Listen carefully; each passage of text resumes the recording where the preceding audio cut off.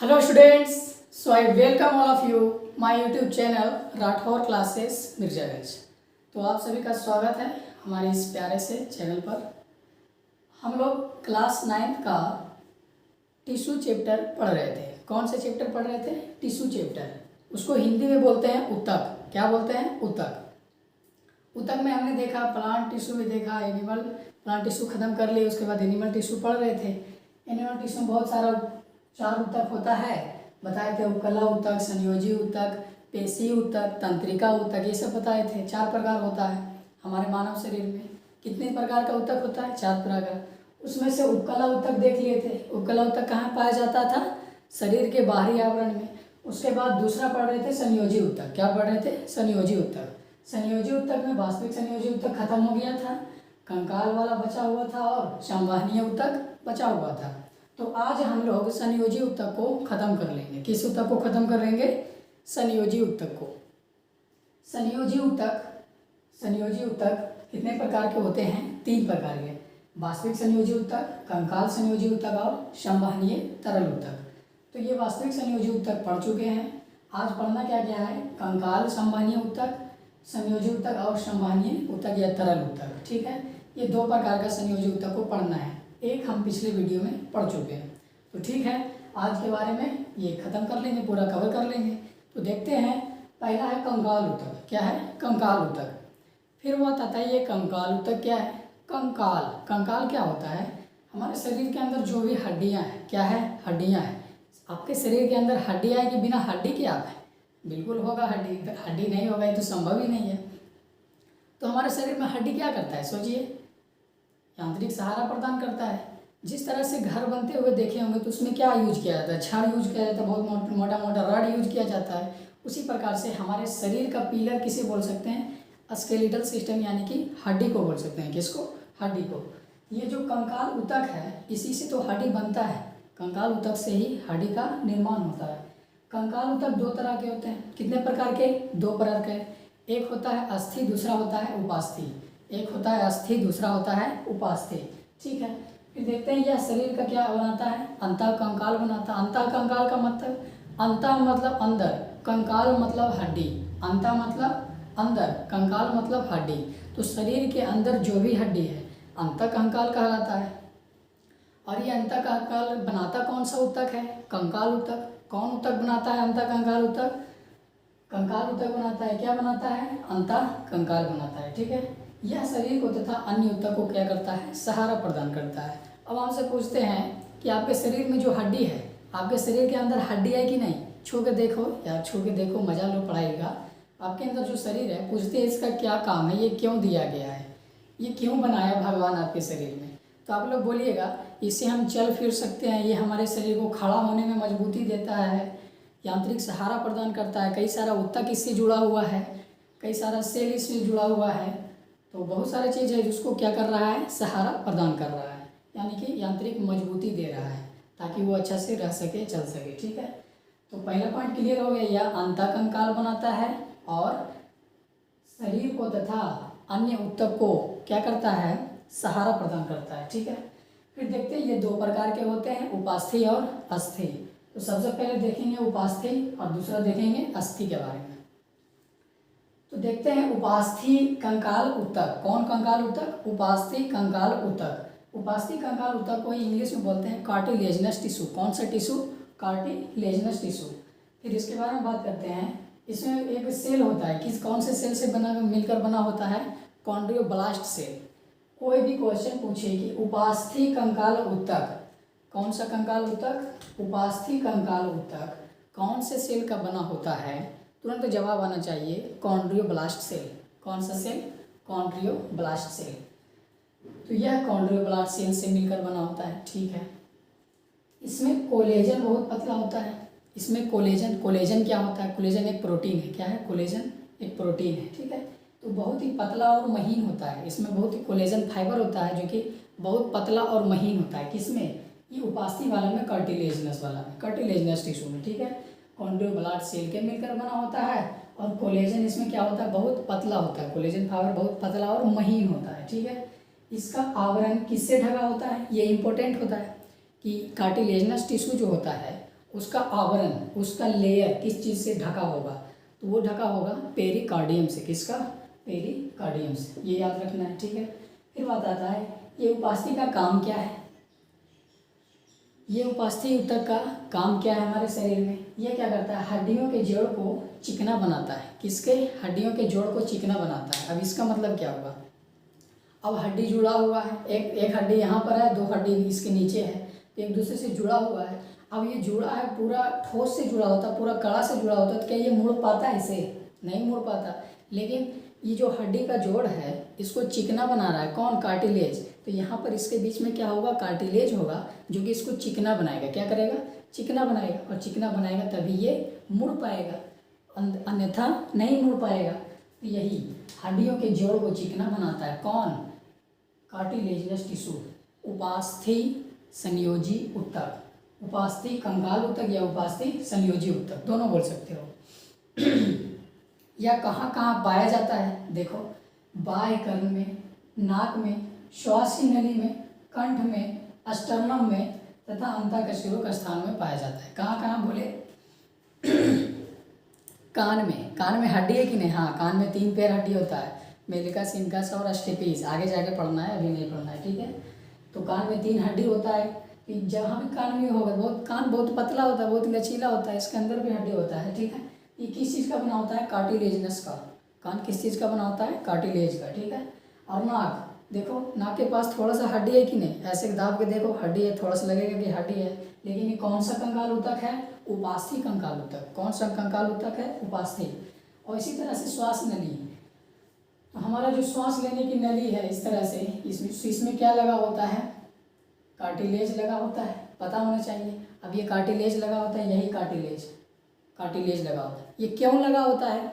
क्योंकि जब हम श्वास लेते हैं और छोड़ते हैं तो श्वास नली चिपक ना जाए, श्वास नली चिपक ना जाए, इसलिए इसके बीच में कार्टिलेज लगा होता है। क्या लगा होता है?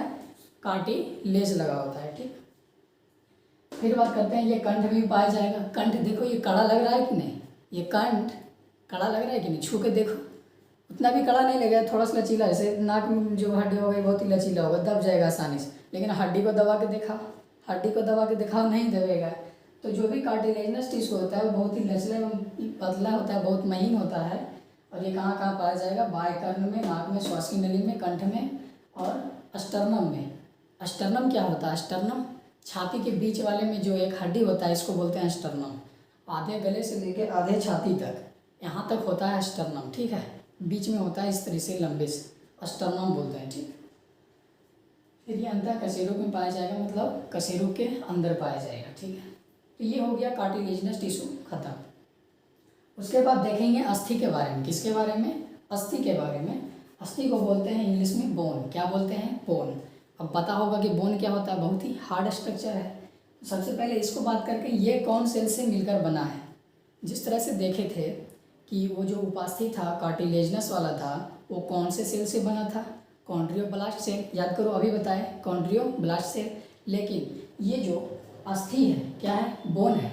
ये कौन सा सेल से बना होगा? Osteoblast cell. कौन सा सेल? Osteoblast cell. किस सेल से बना होगा बोन? Osteoblast cell. कौन सा सेल? Osteoblast cell. तो पूछेगा बोन या अस्थि किस सेल से मिलकर बना होता है, तो आपका जवाब आना चाहिए ऑस्टियोब्लास्ट सेल। लेकिन उपास्थि पूछ दे तो उसमें कॉन्ड्रियोब्लास्ट बोलना है, मिस्टेक नहीं करना है, ठीक।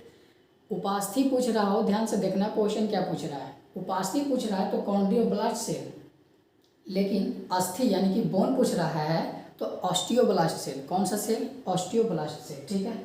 यह कठोर मैट्रिक्स में स्थित होता है। कहाँ स्थित होता है? कठोर मैट्रिक्स में। अब ये कठोर मैट्रिक्स क्या है? तुम लोग को लगता होगा ये कठोर मैट्रिक्स क्या है, व्हाट इज दिस क्या है? तो हम बताए थे मैट्रिक्स क्या होता है, इंटरसेलुलर सब्सटेंस होता है। क्या होता है?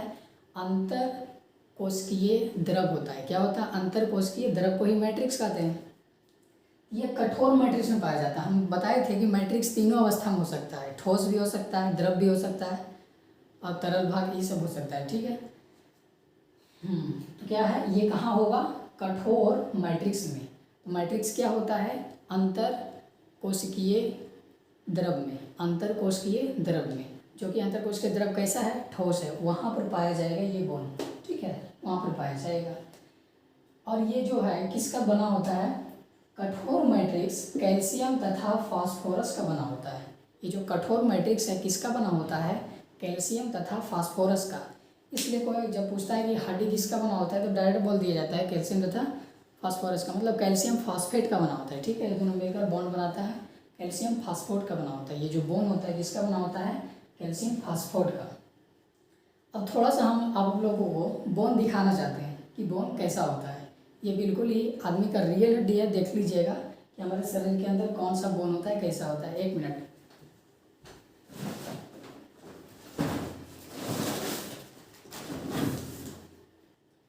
ये देखो, ये कौन सा बोन है, कौन बताएगा, लिखो तो नीचे कमेंट में।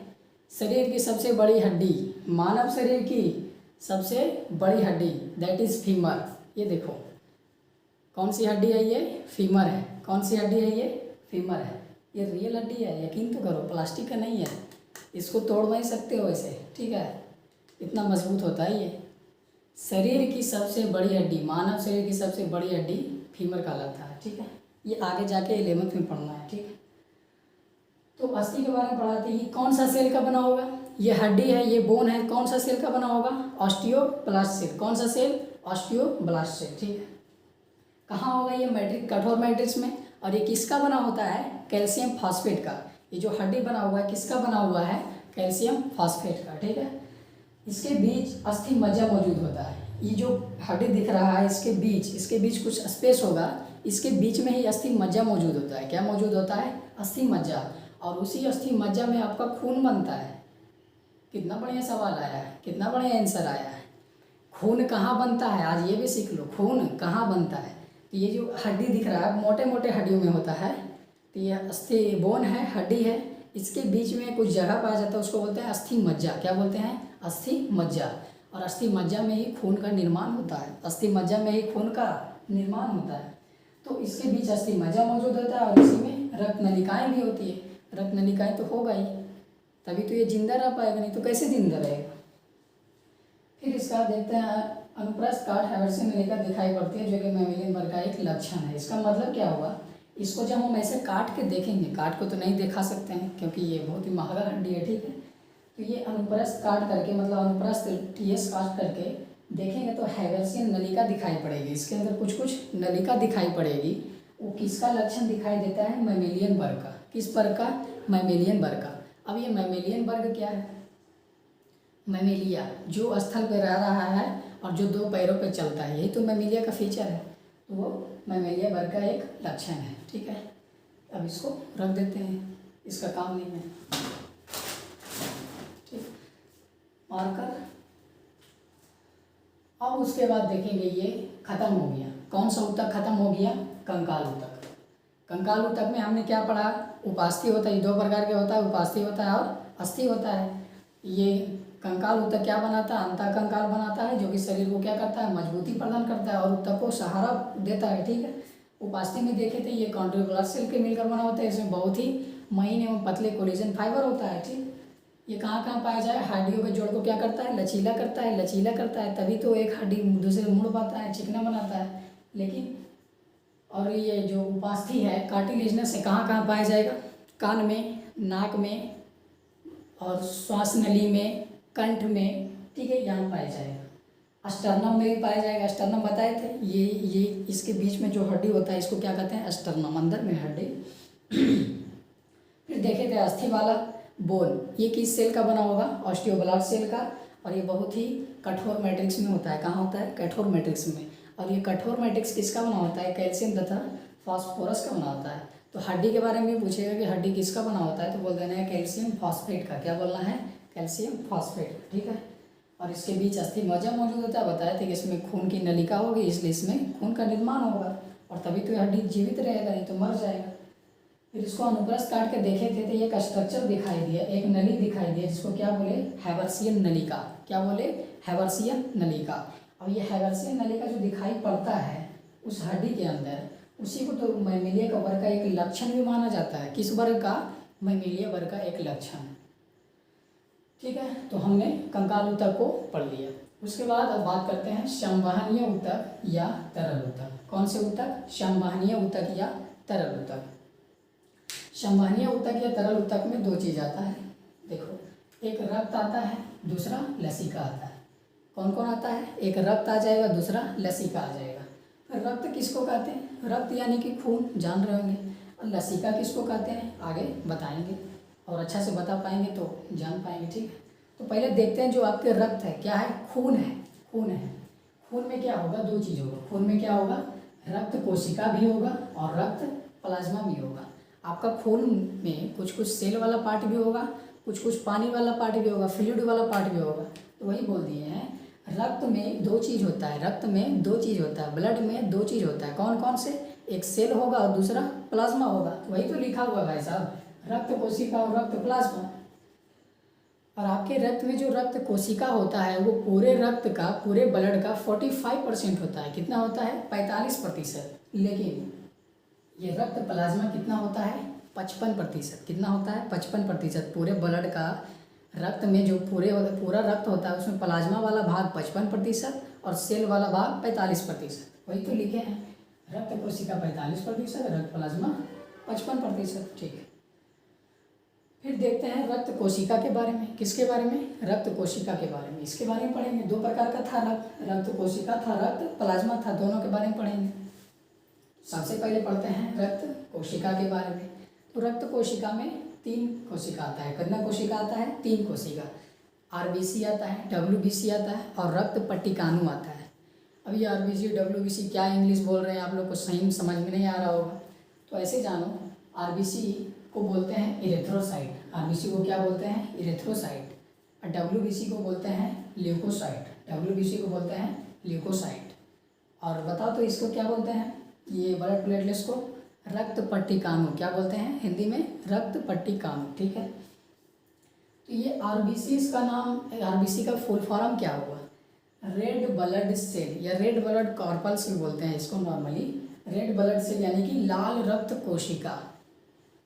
आपका खून लाल है कि हरियर है कि पीला है? कौन बताएगा? लाल है। आपका खून कैसा है? लाल है। तो खून में एक जो रक्त कोशिका वाला भाग है उसमें एक कोशिका पाया जाता है जिसको बोलते हैं आरबीसी। क्या बोलते हैं? आरबीसी। उसी का दूसरा नाम है इरेथ्रोसाइट्स। क्या है? इरेथ्रोसाइट्स। तो इसको आरबीसी क्यों कहा गया? इसको रेड ब्लड सेल क्यों कहा गया? लाल रक्त कोशिका क्यों कहा गया? क्योंकि इसमें हीमोग्लोबिन पाया जाता है। क्या पाया जाता है? हीमोग्लोबिन। हीमोग्लोबिन की वजह से ही हमारा खून क्या होता है? लाल दिखाई देता है। कैसा दिखाई देता है? लाल दिखाई देता है। ठीक, और ये डब्ल्यूबीसी है मतलब वाइट ब्लड सेल है। वाइट ब्लड सेल होता है, इसका मतलब ये वाइट कलर का होगा। मतलब ऐसे ऐसे समझो इसको, इसमें हीमोग्लोबिन नहीं होता, इसमें हीमोग्लोबिन नहीं होता है। तो जब हीमोग्लोबिन नहीं होगा, जब हीमोग्लोबिन था तो खून कैसा था? लाल था। हीमोग्लोबिन हटा ली, हीमोग्लोबिन इसमें नहीं है तो सफ़ेद है। ठीक है, तो ये डब्ल्यूबीसी वाइट ब्लड श्वेत रक्त कोशिका हो जाएगा। इसी को ल्यूकोसाइट हिंदी में बोल रहे हैं। ठीक है, एक एक करके इसके बारे में डिस्कस करते हैं, पढ़ते हैं। सबसे पहले आरबीसी। आरबीसी का फुल फॉर्म बताओ। रेड ब्लड सेल या रेड ब्लड कॉर्पल्स भी बोल सकते हैं। ठीक है, हिंदी में लाल रक्त कोशिका। इसका दूसरा नाम क्या होगा? इरेथ्रोसाइट। Erythrocyte, erythrocyte. ठीक है, पहला पॉइंट देखते हैं। यह स्तनी में उभयावतल बाइकॉनकेव आकार का होता है। कौन से आकार का? उभयावतल या बाइकॉनकेव आकार का। उभयावतल का मतलब क्या होगा? कौन बताएगा? बाइकॉनकेव का मतलब? बाई का मतलब दो, बाई का मतलब दो। एक आता है उत्तल और एक आता है अवतल। ये दो अवतल मिलकर बना होता है। कितना अवतल मिलकर? दो अवतल मिलकर। अब ये उत्तल अवतल क्या है तुम लोग को नहीं समझ में आ रहा है, क्योंकि क्लास 10th में फिजिक्स में पढ़ना है उत्तल और अवतल, तो बता देते हैं। जिसका सतह उठा होता है, क्या होता है? जिसका सतह उठा होता है। देखो इस इधर सतह क्या हुआ? उठा हुआ है कि नहीं? तो जिसकी सतह जिधर उठा होता है उसको बोलते हैं उत्तल। क्या बोलते हैं? उत्तल। और जिसका सतह धंसा होगा, देखो ये धंसा हुआ है और उठल का तरफ पेंट है, इसको क्या बोल देंगे? अवतल। क्या बोल देंगे? अवतल। तो इसको ऐसे भी समझ सकता है, ऐसे पढ़ देते। देखो इसमें सतह कैसा है बता दो, अंदर पेंट हो रहा है, इसमें सतह कैसा है? उठा हुआ है, मतलब ये उत्तल है। अच्छा इसमें बताओ, इसमें बताओ, इसमें कैसा लग रहा है? सतह धंसा हुआ लग रहा है कि उठा हुआ लग रहा है? धंसा हुआ लग रहा है। देखो ना, ये देखो धंसा हुआ है। अंदर धंसा हुआ है, ये अवतल हो जाएगा। इसी प्रकार के उभयावतल, दो अवतल मिल गया, दो अवतल मिल गया तो इस आकार का होता है। देखो दो अवतल मिल गया, अभी हो गया बाइकॉनकेव आकार। कौन सा आकार? बाइकॉनकेव आकार। तो कोई पूछेगा कि आरबीसी का आकार कैसा होता है, तो डायरेक्ट बोलना है बाइकॉनकेव, यानी कि उभयावतल। कौन सा वतल? उभयावतल। फिर वही बात, इसमें केंद्रक नहीं पाया जाता। That is very very important line, इसको देखना है ध्यान से। हमारा सेल, जो नॉर्मल सेल पढ़ाए थे उसमें बोले थे कि कोई भी धरती पर सेल हो उसमें क्या होता है, न्यूक्लियस जरूर से पाया जाता है। क्या पाया जाता है? न्यूक्लियस जरूर होता है। जहाँ आया सेल वहाँ आया न्यूक्लियस, ऐसे बताए थे। लेकिन ये जो हमारा आरबीसी की कोशिका है, किसकी कोशिका है? आरबीसी की। कौन सी कोशिका? आरबीसी की, यानी कि ल्यूकोसाइट की, जो बाइकॉनकेव आकार का है। ठीक है, इसमें केंद्रक नहीं होगा, इसमें केंद्रक नहीं होगा। लेकिन एक्सेप्शन जानना है तो जान सकता है। ऐसे ऊँट और लामा, ऊँट और लामा में क्या होता है, उसके आरबीसी में केंद्रक होता है, लेकिन उतना नहीं जानना है, हम बता दिए ऐसे ही, हमको पता था इसलिए। ठीक, तो आरबीसी में केंद्रक नहीं पाया जाता है। लेकिन पूछे कौन सा ऐसा जीव है जिसके आरबीसी में केंद्रक पाया जाता है, तुरंत बता देना है ऊँट एवं लामा। क्या बता देना है? ऊँट एवं लामा। लेकिन नॉर्मली जितना भी धरती पर जीव है, किसी भी आरबीसी के, किसी भी जीव के आरबीसी में केंद्रक नहीं पाया जाता है। ठीक है, इसको ध्यान से देखना है। फिर इसका निर्माण कहाँ होगा? निर्माण कहाँ होगा? बोले थे कोई भी खून हो उसका निर्माण कहाँ होता है? अस्थि मज्जा के अंदर होता है। अभी बताए थे इसमें कि इसके बीच में जो खाली स्थान होता है उसको अस्थि मज्जा कहते हैं, और उसी में क्या बनता है? खून बनता है। ये लाल रक्त कोशिका है तो लाल अस्थि मज्जा में बनता है, सिंपल सी बात। इसका निर्माण कहाँ होता है? लाल अस्थि मज्जा में। ठीक है, अभी शुरू में बताया कि इसमें क्या होता है? हीमोग्लोबिन। क्या होता है? हीमोग्लोबिन। और इसी के कारण खून लाल होता है। किसके कारण? हीमोग्लोबिन के कारण। किसके कारण? हीमोग्लोबिन के कारण। हीमोग्लोबिन क्या है? एक वर्णक है। क्या है? एक वर्णक है जो कि लाल रंग प्रदान करता है। कौन सा रंग? लाल रंग। इसके कारण ही खून लाल दिखाई देता है। खून काटो, काटो नहीं यार, काट लो, खून काटो, देखो लाल रंग दिखाई देगा। बहुत सारा काटता है, तुम भी काट लो, क्या दिक्कत है। तो खून लाल दिखाई देगा। और लाल क्यों दिखाई देगा? क्योंकि उसमें हीमोग्लोबिन पाया जा रहा है। क्या पाया जा रहा है? हीमोग्लोबिन नामक एक वर्णक पाया जा रहा है जो कि लाल रंग प्रदान करता है। कौन सा प्रदान? लाल रंग। और लाल रंग प्रदान कर रहा है, वो फ्लूइड में जा रहा है तो मिलेगा तो लाल ही ना बनेगा, पीला तो नहीं बनेगा। तो हीमोग्लोबिन उसमें मिलता है तो लाल बन जाता है, इसलिए खून को आरबीसी भी कहा जाता है। ठीक है, आरबीसी वाले सेल को लाल रक्त कोशिका कहा जाता है क्योंकि इसमें हीमोग्लोबिन पाया जाता है। क्या पाया जाता है? हीमोग्लोबिन। वही लिखे हैं कि इसी के कारण क्या होता है? खून लाल होता है सभी में। यह हिम नामक रंजक का बना होता है। किसका? हिम नामक रंजक का और ग्लोबिन का। किसका किसका? हिम नामक रंजक का और ग्लोबिन का। हिम जो वर्णक बोल रहे थे वही है हिम रंजक, और ग्लोबिन इसमें प्रोटीन होता है। ग्लोबिन क्या होता है? प्रोटीन होता है। ये दोनों से मिलकर बना होता है हीमोग्लोबिन। देखो, him plus globin, him plus globin, haemoglobin नहीं लग रहा, हिम प्लस ग्लोबिन, हीमोग्लोबिन। तो हिम एक वर्णक है जो लाल रंग प्रदान करता है, और ग्लोबिन एक प्रोटीन है। ग्लोबिन क्या है? प्रोटीन। ये दोनों से मिलकर बना होता है। ठीक है, नामो प्रोटीन से बना होता है। फिर बात करते हैं हीमोग्लोबिन काम क्या करता है हमारे ब्लड में। हमारे आरबीसी के अंदर हीमोग्लोबिन है, यानी कि हमारे खून के अंदर हीमोग्लोबिन है आरबीसी वाले सेल में। तो हीमोग्लोबिन का काम क्या है? बहुत बड़ा रोल है हमारे शरीर में। सुनो, जब हम श्वास लेते हैं क्या करते हैं? श्वास लेते हैं, चलो लो श्वास लो, दे क्या रहो, लो। अब ये कहाँ गया? फेफड़ा के कोशिका में। कहाँ गया? फेफड़ा के कोशिका में। अब उसके बाद वहाँ से कहाँ जाएगा? डिफ्यूज होकर के पूरा ब्लड वेसल में जाएगा, ब्लड में जाएगा। अब ब्लड में आया तो ब्लड में दो पार्ट, रक्त कोशिका, रक्त प्लाज्मा। अगर रक्त कोशिका में आया तो इसमें कौन कौन सा है? आरबीसी है, डब्ल्यूबीसी है, ब्लड प्लेटलेट्स है। तो आरबीसी के पास आया तो आरबीसी में क्या है? हीमोग्लोबिन है। हीमोग्लोबिन क्या है? हीम एक रंजक है, ग्लोबिन प्रोटीन से मिलकर बना होता है। तो इसमें जो हीम होता है, क्या होता है? हीम नाम के जो अणु होता है उसके केंद्र में पाया जाता है। किसके केंद्र में? हीम अणु, हीमोग्लोबिन जो होता है इसमें केंद्र में पाया जाता है। इसके चारों ओर आयरन होता है। इसके चारों ओर क्या होता है? आयरन होता है। केंद्र में, हीम अणु के केंद्र में आयरन होता है। हीम अणु के केंद्र में आयरन होता है। इसको ऐसे समझो, बीच में होता है आयरन, बीच में होता है आयरन। हीम मान लो ये है हीम, इसके चारों ओर होता है। ठीक है, तो इसको क्या कहेंगे? बीच में है आयरन। आयरन को एफ ही बोलते हैं कि नहीं? केमिस्ट्री में आयरन को Fe बोलते हैं, लोहा बोलते हैं, ठीक है। तो Fe कहाँ होता है? केंद्र में, हिम अणु के केंद्र में। ये जो चारों है ये हिम अणु के केंद्र है, इससे बॉन्ड द्वारा जुड़ा होता है, ठीक है। बाकी डिटेल से आगे 11th में पढ़ना है, ठीक। तो इतना जान लो, हिम नामक अणु में इसके केंद्र में क्या पाया जाता है? आयरन पाया जाता है। क्या पाया जाता है? आयरन होता है। और यही क्या करता है?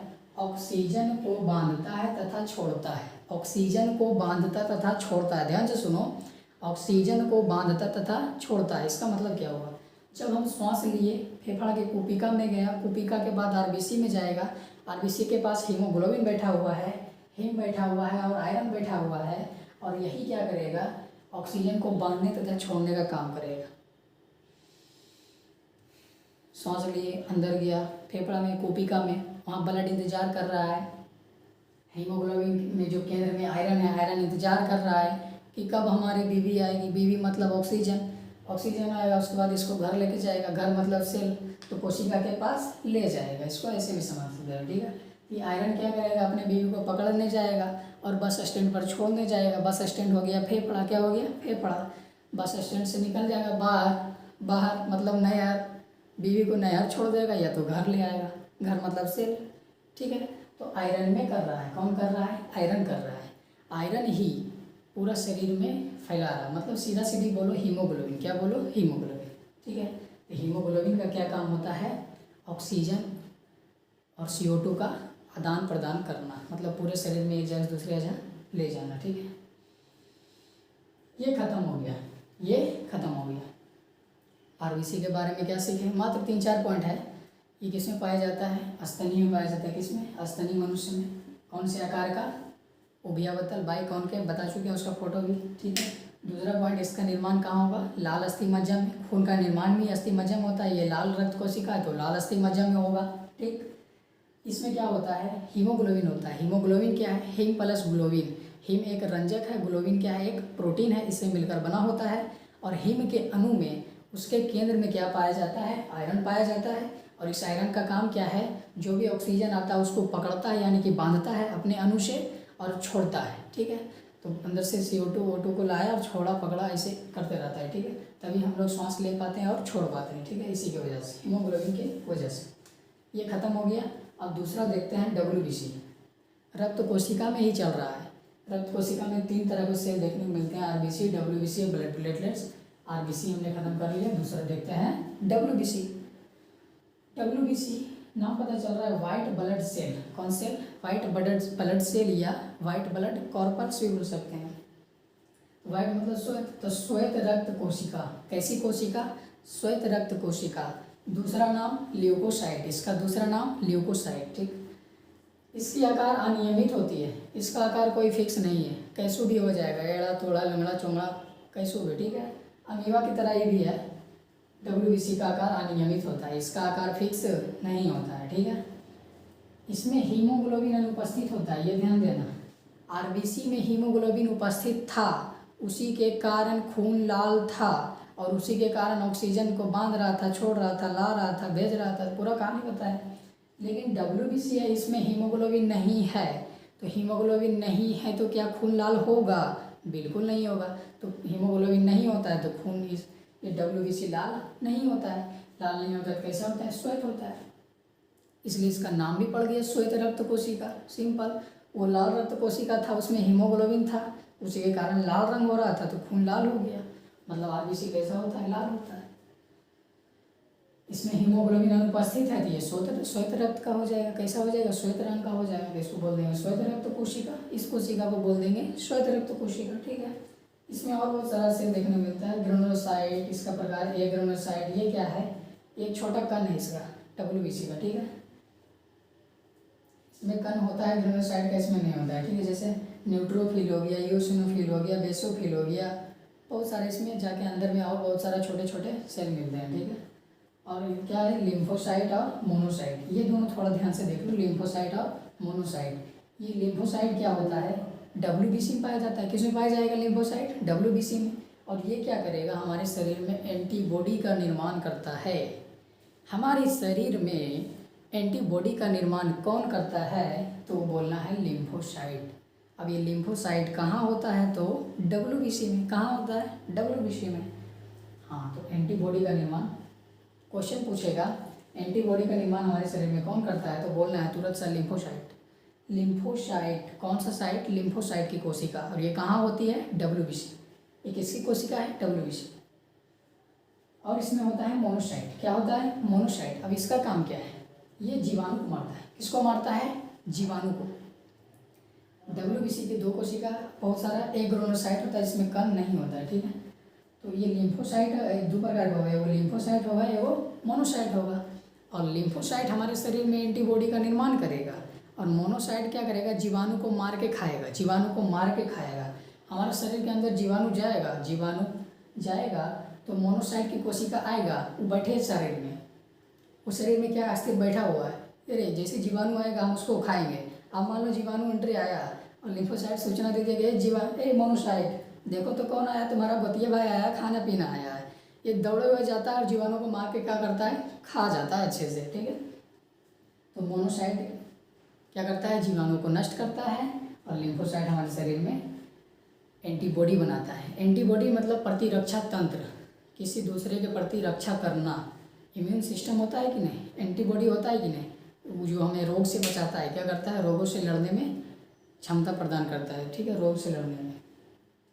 फिर देखते हैं ब्लड प्लेटलेट्स। क्या देखते हैं, ब्लड प्लेटलेट्स। ये तीसरा है, क्या है, तीसरा है ब्लड प्लेटलेट्स। इसी को दूसरा नाम थ्रोम्बोसाइट ही बोलते हैं। क्या बोलते हैं, थ्रोम्बोसाइट। RBC का दूसरा नाम इरेथ्रोसाइट, WBC का दूसरा नाम ल्यूकोसाइट, ब्लड प्लेटलेट्स का दूसरा नाम थ्रोम्बोसाइट। ये कंफ्यूजन नहीं होना है, ठीक। यह रक्त को थक्का बनाने में कार्य करता है, कौन, रक्त प्लेटलेट्स यानी कि थ्रोम्बोसाइट। अब ये कौन सा सवाल है, सोचो। आपका हाथ किसी वजह से कट गया, आपका हाथ किसी वजह से कट गया, या कोई धोखा दिया तो काट लिया, दोनों हो सकता है, या तो साइकिल से गिर गया तब, किसी तरीके से आपका हाथ कट गया, पैर कट गया, कहीं पर छिला गया, तो खून बहेगा। खून क्या होगा, बहेगा, खून निकलेगा, जरूर निकलेगा।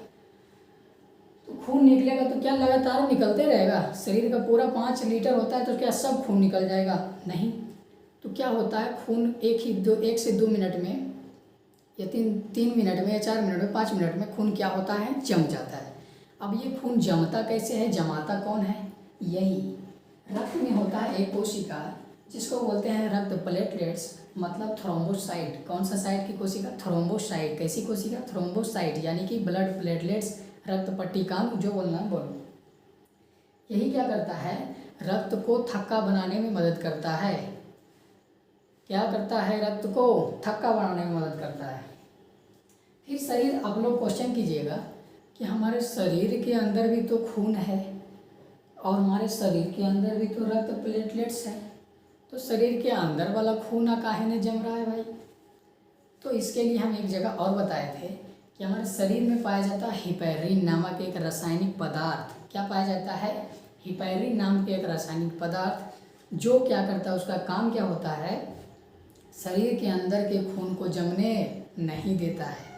मतलब सीधा समझो, हिपैरिन है तो इसको डरा धमका के रखता है, रे तो होश में रामी उना कैसे जमा देगा, नहीं तो ये खून उस टाइम नहीं जमाता है। किस टाइम, जब शरीर के अंदर होता है हिपैरिन तब। लेकिन ये खून कटता है तो शरीर के बाहर आ जाता है खून, तो हिपैरिन इसमें काम नहीं कर पाता है, इस टाइम इसका पावर आ जाता है, किसका, रक्त प्लेटलेट्स का, और ये क्या करता है, खून को जमा देता है। समझ में आ गया, क्लियर है, ठीक है। फिर ये जो रुधिर था, क्या था, रक्त था, इसका काम देख लेते हैं। रक्त में 2 चीज़ था, रक्त कोशिका और रक्त प्लाज्मा। रक्त कोशिका खत्म कर लिए, रक्त प्लाज्मा पढ़ेंगे, ठीक है। और फिर देखते हैं रक्त का कार्य। रक्त कोशिका खत्म हो गया, उसके बाद देखते हैं रक्त का कार्य। तो रक्त का बहुत सारा कार्य है। जैसे रक्त में क्या होता है, RBC, और बोले थे कि अभी ऑक्सीजन सारा गुजरने सोने जाता है, ठीक है। ये परिवहन में मदद करेगा। कौन सा परिवहन, परिवहन क्या होता है, एक जगह से दूसरी जगह ले जाना। ये किसका परिवहन में मदद करेगा, गैस का। किसका, गैस का परिवहन में मदद करेगा। उत्सर्जित पदार्थ को बाहर निकालने में मदद करेगा। भोजन सामग्री को अंदर लेने में मदद करेगा, सेल के अंदर भेजने में मदद करेगा। हार्मोन रिलीज में मदद करेगा। हार्मोन कहाँ रिलीज होगा, तो ब्लड में होगा, ठीक है, ब्लड के सारे।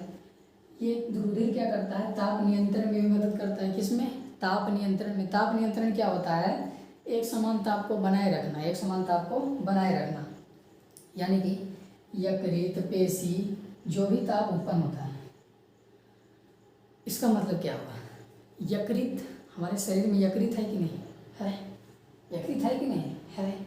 पेशी, यकृत पेशी से जो ताप उत्पन्न होता है, हम लोग पेशी ऐसे ऐसे करते हैं, हाथ मोड़ते हैं, चलते हैं, बोलते हैं, तो पेशी सिकुड़ता है कि नहीं? उसमें सिकुड़न होता है कि नहीं?